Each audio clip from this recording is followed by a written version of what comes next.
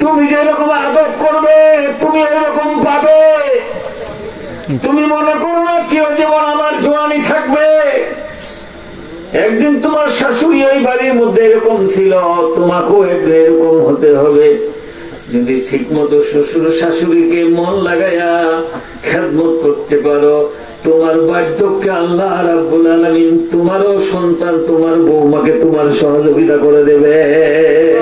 আমার বন্ধুরা, জান্নাতের নিয়ামতটাই হলো মা। এই পৃথিবীতে মায়ের মতো আর কোন স্বাদের জিনিস নাই, বলেন ঠিক কিনা? পিঠে করে যদি মক্কায় নিয়ে যান, এই ৬,০০০ কিলো রাস্তা, আর শরীরের চামড়াটা ছিলিয়া যদি মায়ের জুতা বানায় দেওয়া হয়, এইভাবে ৭০ বার যদি মাকে হজ করান, বন্ধুরে আমার ৩২টি নালী দিয়ে দুধ খেয়েছি, একটি নালী দুধের দাবি শোধ হবে না। ছোটবেলায় খেতে বসতাম, ছোটবেলায় খেতে বসতাম, মা ওর বেটা গোস্তগুলি খাওয়াইয়া দিত, নিজে খাইতো কাটা। ছোটবেলায় আম্মা জন্মর, ছোটবেলায় আম্মা জন্ম, কলেতে লইয়া দুধ ভাত খাওয়াইয়া দিত, হাটিয়া হাটিয়া। শ্বশুর বলছে আব্বা, শাশুড়িকে আম্মা, আর বউটাকে বলছে তুই মোর জানের জান। কথা বলেন ঠিক কিনা?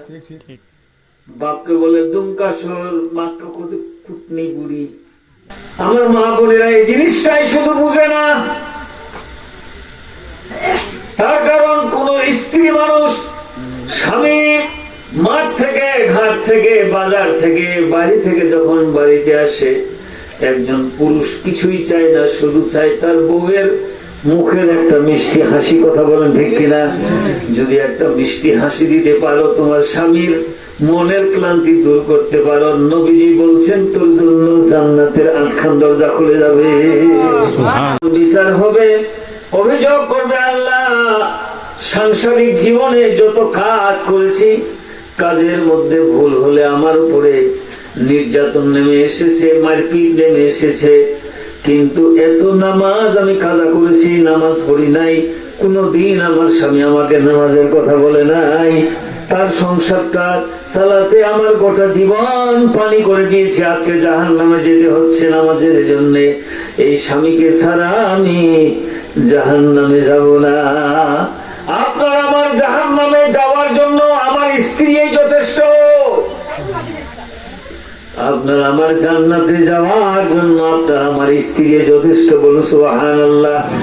একজন নেককার স্ত্রী, আল্লাহওয়ালা দিনদার নামাজি স্ত্রী যদি হয়, ১,০০,০০০ ওলি এবং আবেদের থেকে মেয়েটা উত্তম। আর একটা মেয়ে যদি খারাপ হয়ে যায়, ১,০০,০০০ জেনাকার খারাপ মদারুর থেকে বেশি খারাপ। এই জন্য মেয়েদেরকে সবচাইতে বেশি পরেশগারী অবলম্বন করতে হবে। তার কারণ মেয়েরা ইচ্ছা করলে একজন স্বামীকে ওলি বানাইতে পারে, আবার ইচ্ছা করলে জাহান্নামী বানাইতে পারে। করে ঠিক কিনা? এই জন্য নারীদেরকে শক্ত পদক্ষেপ দিতে হবে। হালাল হারাম তাদের হাতে অনেক রয়েছে, আছে না নাই?